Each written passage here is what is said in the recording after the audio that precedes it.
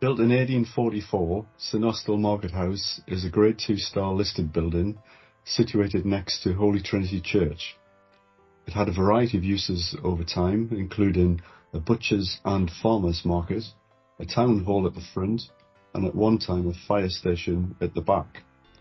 Before any work started, the front of the building looked cluttered and uninviting, and original ground floor granite arches were concealed with a low suspended ceiling.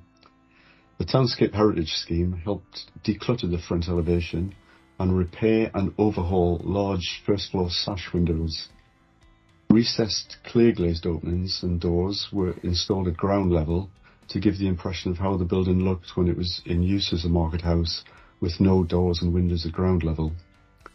The suspended ceiling to front rooms was removed and granite arches above repaired and exposed.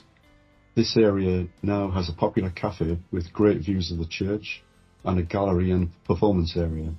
Architectural lighting has been installed to highlight the granite arches and make the front of the building more attractive and usable on evenings.